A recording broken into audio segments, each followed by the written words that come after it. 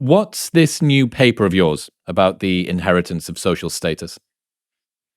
So the paper looks at 425,000 people in England over the course of 400 years who are all linked together by descent and marriage, and just asks what describes how you inherit social status.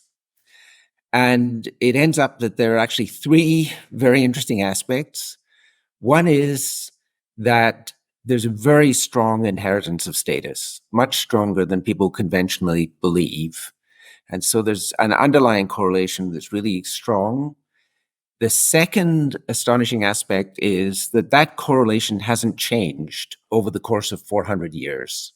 There's no more social mobility now than there was in the 17th century, the 18th century, the 19th century. But the most surprising element of all is that if you want to predict how correlated people will be, then that prediction is based on what's their genetic correlation. And so the data is just very consistent with a really simple model of genetic transmission, where what just matters is how many genes do we have in common. That'll explain how much outcome we'll have in common. That, as I say, is for many people very surprising and also quite troubling for a lot of people. What is the methodology of you being able to track genetics across such a long period of time? How are you able to do that? Presumably Ancestry.com wasn't tracking people 400 years ago. Right. So the lineage stuff is fine. And so basically I was using, there are all these kind of interesting societies in Britain, and one is the Guild of One-Name Studies.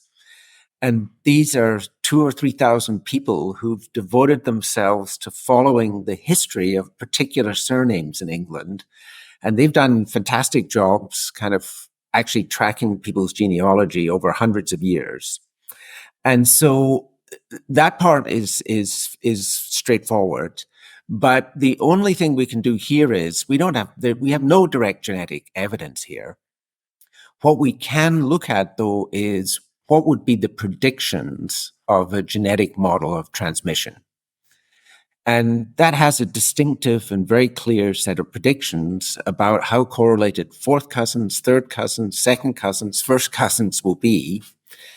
And it all depends on how much assortment there is in marriage, how strong these correlations will remain. And so there's also, predictions about siblings, about grandparents, grandchildren. And as I say, the very surprising thing here is that the predictions of that model are very consistent with this data for England. And it really is, so as I say, so there's nothing conclusive here. There's nothing direct, but there is just a very interesting empirical pattern. And then as part of the paper, I also can say, well, what about other features of inheritance of status that would be consistent with genetic transmission? Do they also hold? And so here's one example is, with genetic transmission, mothers should always have an equal influence as fathers in terms of outcomes for children, because you get half of your genetics from each parent. Now, if we go back to 19th century England, fathers play a very different social role than they do now. If you look now, mothers still actually spend much more time with children than do fathers. And so we would actually expect with social transmission that maybe sometimes fathers are more important and other times mothers are much more important. But the data for this lineage in England is very clear. If you want to predict children's outcomes, mothers and fathers play exactly the same way. And so early on, we have evidence on the literacy of mothers and fathers. And so that's equally predictive of what the child literacy would be. And it doesn't matter if it's a boy or a girl. In those cases, it's again equally predictive. For other outcomes like occupation, we don't have occupations for women in the 19th century, but we can proxy women's occupations by, for example, taking their brother and then taking their husband's brother. And that'll actually give us a good proxy for what their occupational status is. And then we can say which predicts child outcomes better. Is it the mother's proxy or the father's proxy? And the answer again is no, it's exactly the same weight. And that's true, as I say, all the way through the last 300 years, that mothers and fathers play exactly the same role in terms of outcomes, except for one important outcome. And that outcome is wealth. For wealth, fathers are much, much more influential than mothers. And that's because wealth tended in England to flow on the patriline, that men inherited more family wealth than women did. And so what matters is what's your grandfather's wealth on the patriline as opposed to your grandfather on the matriline. So as I say, this is one piece of interesting ancillary evidence. A second piece is what's the effect of birth order on outcome, right? And in the social world, I mean, I don't know if you have children. I had 3. And the oldest child gets much, much more parental attention than the younger ones do, right? And talk to anyone who has children. This is true. I mean, the parents, a new thing when the first kid comes along, the parents have all these ideas about how they're going to shape these kids. And so, and empirically, we know that older children get more attention than younger children. So you might expect that older children will do much better in terms of social outcomes. It turns out in this data, no, it's in almost every case, birth order doesn't matter. Your chances in life are the same whether you're first or the last. And a lot of the families in the 19th century, there are 10 children.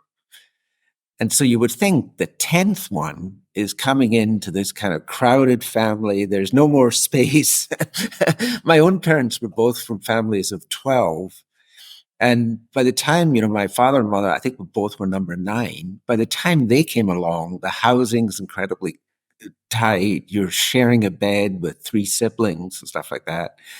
And but it turns out it doesn't matter, except, again, there's a slight exception for the top 1% of families in the 19th century, the kind of elite.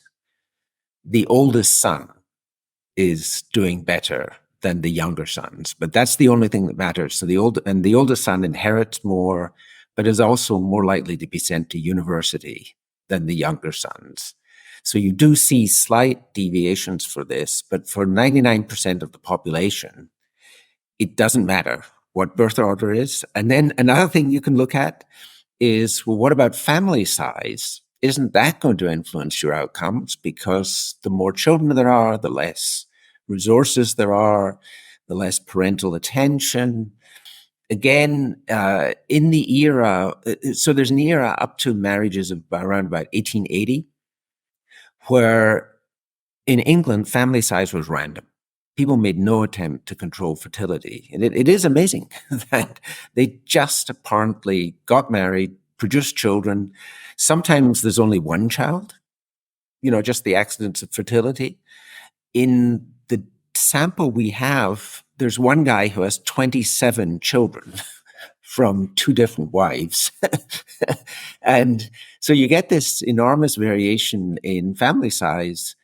And again, it has no effect except for richer families for wealth.